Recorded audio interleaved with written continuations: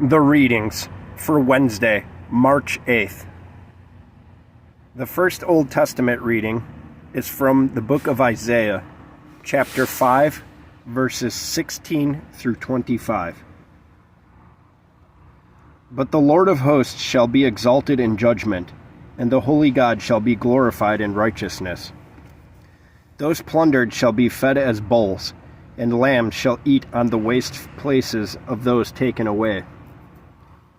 Woe to those who draw sins to themselves, as with a long rope, and lawlessness, as with a strap of a cow's yoke, who say, Let him speedily hasten what he will do, that we may see it, and let the counsel of the Holy One of Israel come, that we may know it. Woe to those who call evil good, and good evil, who put darkness for light, and light for darkness, who put bitter for sweet, and sweet for bitter. Woe to those who are intelligent in their own eyes, and expert in their own sight. Woe to your strong ones who drink wine, and mighty ones who mix intoxicating drink, who justify the ungodly for a bribe, and take away justice from the unrighteous man.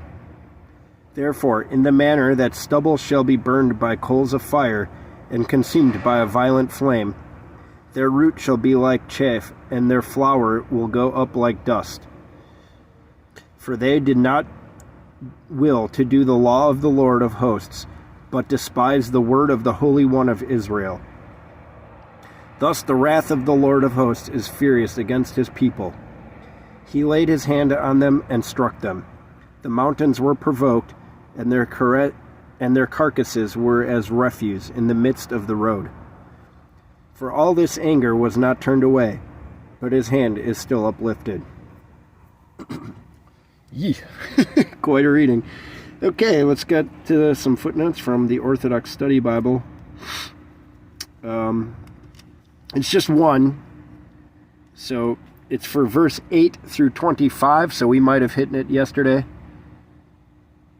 It says, the prophet Isaiah describes their sins. Greed, in verse 8. Love of pleasure, in verse 11. Indifference to God, verse 12.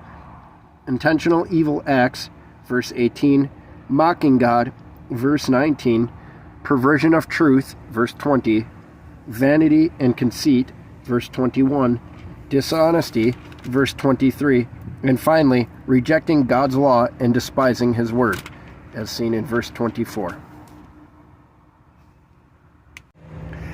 The second Old Testament reading is from the book of Genesis, chapter 4, verses 16 through 26. Then Cain went out from the presence of the Lord, and dwelt in the land of Nod, opposite Eden. And Cain knew his wife, and she conceived and bore Enoch. And he built a city, and called the name of the city after the name of his son Enoch. To Enoch was born Irad, and Irad begot Mehujael, and Mehujael begot Methusael, and Methusael begot Lamech. Then Lamech took 2 wives for himself. The name of one was Ada, and the name of the second was Zillah. So Ada bore Jabal. He was the father of those who dwell in tents and have livestock. His brother's name was Jubal. He is the one who invented the psaltery and harp. As for Zillah, she bore Tubal-Cain, a smith and a manufacturer of bronze and iron. Then Lamech said to his wives, Ada and Zillah, Hear my voice, you wives of Lamech, and listen carefully to my words, because I killed a man for wounding me, and a young man for hurting me. If Cain shall be avenged 7-fold, then Lamech 77-fold. Again Adam knew his wife Eve, and she conceived and bore a son. And he named him Seth, saying, God has appointed another seed for me instead of Abel, whom Cain killed. As for Seth, to him also a son was born. He named him Enosh, and he hoped in the Lord God and called upon his name. Sorry about butchering these names. I'm sure I did, everybody. Let's get to some footnotes from the Orthodox Study Bible. So for verse 16, the name Nod means one who wanders away from God. Such was Cain's state. For verse 25, the name Seth signifies that God compensated Adam and Eve by raising up Seth in the place of Abel. Out of death comes life. As such, Seth is a type of Christ's resurrection, which overcomes the way of Cain and compensates the faithful for the ills they have undergone. Christ's genealogy is traced through Seth to Adam, showing that true God became incarnate as true man in order to compensate all who call upon his name, as noted in Luke chapter 3, verse 38. And for verse 26, in contrast to Cain's offspring, Seth's offspring, Enosh, hoped in the Lord and called on his name. For this is the way of salvation. Quote, whoever calls on the name of the Lord shall be saved, as referenced in Joel chapter 2, verse 32, and Romans chapter 10, verse 13. The third Old Testament reading is from Proverbs, chapter 5, verse 15, through chapter 6, verse 3. Drink waters from your vessels and from the fountains of your spring. Do not let the waters from your fountain be spilled by you, but let your waters pass through your wide places. Let them be only for you, and let no stranger partake with you. Let the fountain of your water be for you alone, and rejoice together with the wife of your youth. Let your loving deer and graceful colt keep company with you, and let her alone go before you and be with you at all times. For in living with her love, you will be great. Do not be intimate with a strange woman, neither cling to the embrace of a woman not your own. For the ways of man are before the eyes of God, and he keeps close watch on all his paths. Lawless women ensnare a man, but each man is bound by the chains of his own sins.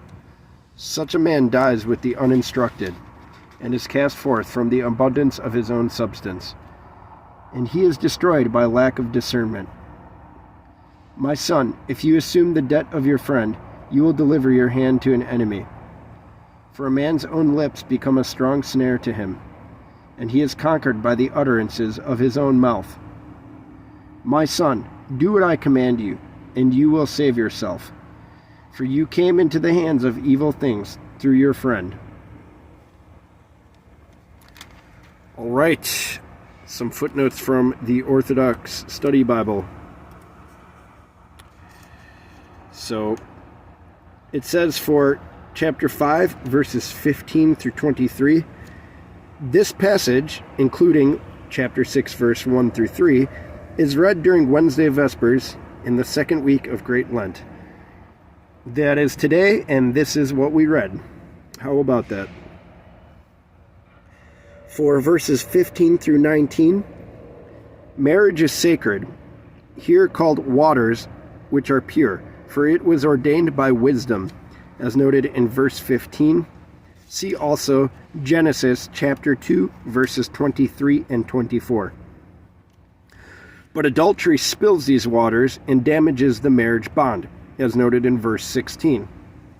However, faithfulness in marriage is called wide places, because it is filled with blessings from wisdom, as noted in verses 16 through 18. For within it, both husband and wife rejoice together, as noted in verse 18, and the wife's love and companionship make her husband great, as noted in verse 19. For verses 20 through 23, in conclusion, the eyes of God keep close watch on a man, as noted in verses 20 and 21. For a man who embraces a woman, not his wife, may do so in the dark, but what he does is fully exposed before God. And although a lawless woman may ensnare a man, the man is also responsible for chaining himself with his own sins, as noted in verse 22. For he refuses wisdom's crown of discernment and is finally destroyed with the rest of the undiscerning, as noted in verse 23. See also Hebrews chapter 13, verse 4. Narrator's commentary here, I just gotta say, like, how revolutionary and forward thinking this doctrine is for the time, you know, if you think about it. Like, this is Old Testament. This isn't like the new law that Christ set forth that helped clarify the misgivings of the Pharisees or anything. This is like way Old Testament that the Hebrews were abiding by. You know, if the woman tempts you, don't worry about it. Don't worry about that thought. You're still chaining yourself to her by your own action. And like most other cultures around this period, this time period in the world, would have just been like, damn thought, stoner. You know, and so, you know, we can respect a lot of world religions, but for just having an alphabet, for having things like this, there really was a rock solid bedrock that was laid in Judea with ancient, you know, Mosaic Hebrew Judaism. It's quite different from a lot of stuff going on.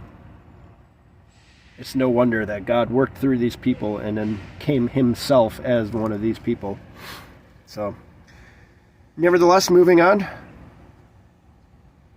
So the only other footnotes, so there's chapter 6, 1 through 40. That's quite a bit that we didn't read. We'll save that for another day. I'm assuming tomorrow. And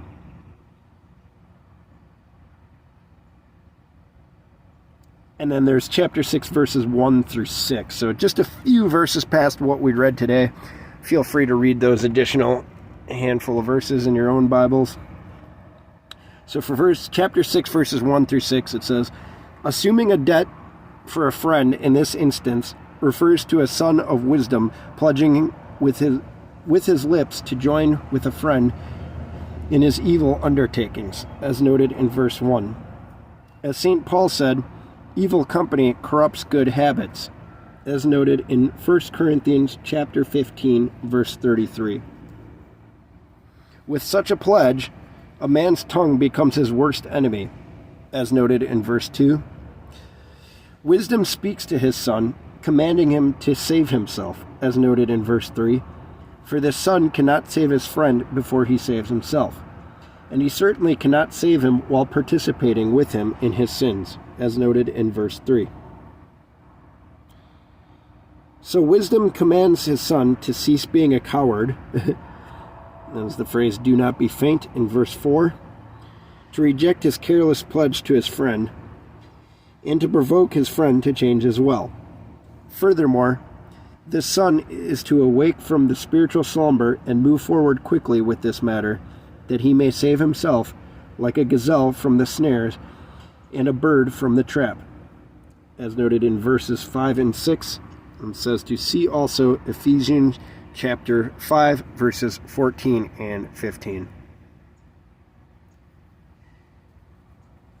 Well, that's it, everybody. A little bit of a later upload today. I gotta hit the road, but hope you all have a blessed Wednesday. Hump day. Hope Pure Week is going well for you. I don't know if any of you have done the strict fast. It's customary in Orthodox tradition. You'll see it in monasteries to completely fast the first 3 days of Pure Week. I need fuel. I can't do that. I've gone down to 1 meal a day. But nevertheless, I hope God blesses you in your struggles. And I just ask that you pray for me, a sinner. Thank you.